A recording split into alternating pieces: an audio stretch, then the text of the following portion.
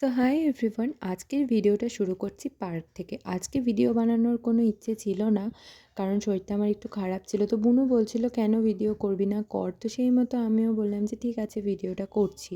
তো বুনুকে নিয়ে এসেছিলাম আমি পার্কে, কারণ ওর পরীক্ষা শেষ। আমার চোখ মুখ দেখে তোমরা বুঝতেই পারছো যে আমার শরীরটা ভালো লাগছে না।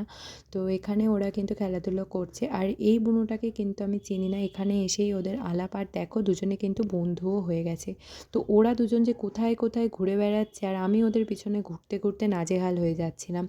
তো এই পার্কটা তোমরা দেখে কি চিনতে পারছো? হ্যাঁ, এটা কিন্তু আমাদের বালুরঘাটে সুরেশ রঞ্জন পার্ক। আর এই দেখো, এখানে কিন্তু এই জাম্পিংটা ফোলানোর প্রসেস চলছে। তো আর দুই বোনও কিন্তু চলে যায় স্লিপারে। ওরা যে কোথায় কোথায় ঘুরছিল মানে বলাই মুশকিল, গোটা পার্কটাই ওরা লাফায় বেরোচ্ছিল, আর আমি কিন্তু ওদের পিছনে পিছনে ঘুরছিলাম।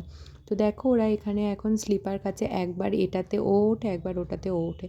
তো তারপর উঠে পড়ে এই হাঁসটাতে। এই হাঁসটাতে কিছুক্ষণ ওরা বসে থাকে, তারপর আমাকে বলে যে ঘোরা। তো এখানে আমি ঘুরিয়ে দিলাম একটু।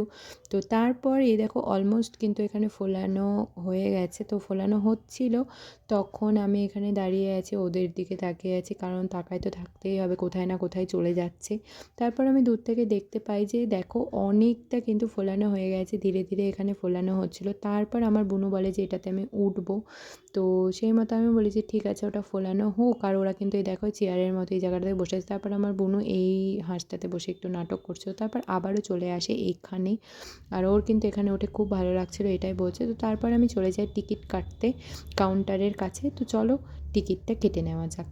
তো এখানে আমি চলে এসেছি টিকিট কাউন্টারের কাছে, আর এখানে আমি টিকিটটাও কেটে নিলাম। টিকিট কেটে নিয়ে এখন কিন্তু এখানে উঠবে, আর এই দেখো একদম কিন্তু রেডি। তারপর আমার বুনু আর সাথে যে বুনুটা ছিল, ওরা কিন্তু অনেক মজা করে। তারপর খাওয়া দাওয়া করে চলে আসি বাড়ি। বাই।